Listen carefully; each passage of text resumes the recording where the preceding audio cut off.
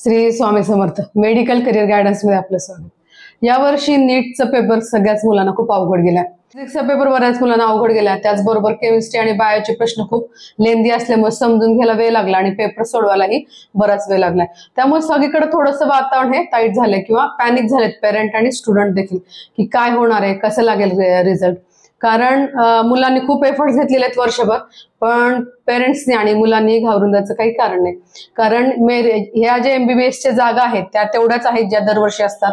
त्याचबरोबर वरचेवर महाराष्ट्रामध्ये आणि महाराष्ट्राच्या बाहेर देखील वरचेवर कॉलेजेस नवीन होतात, त्यामुळे ह्या गोष्टीला घाबरून जायचं काही कारण नाही।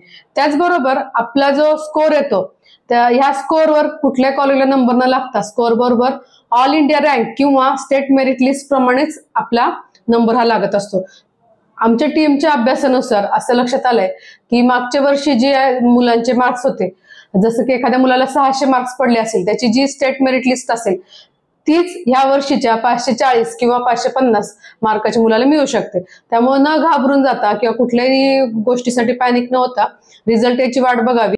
यासाठीच आपण आता एक सिरीज घेऊन येतोय। या सिरीज मध्ये तुम्ही तुमचे जे येणारा स्कोर आहे, तुम्ही जो अंदाजे स्कोर काढला आहे तो स्कोर किंवा रिझल्ट लागल्यावर येणारा स्कोर आणि त्याप्रमाणे या वर्षीचा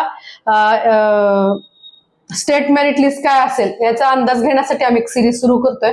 या सिरीज मध्ये आपण गव्हर्नमेंट आणि प्रायव्हेट कॉलेजची लिस्ट देणार आहोत की मागच्या वर्षी म्हणजे 2024 मध्ये पहिल्या राऊंडला, दुसऱ्या राऊंडला आणि तिसऱ्या राऊंडला किती मार्काला मुलांचं मेरिट लागलेलं आहे, त्याचबरोबर त्यांचा SML म्हणजे स्टेट मेरिट लिस्ट काय लागली होती, त्याप्रमाणे आपण आपला ह्या वर्षीचा अंदाज लावू शकतो।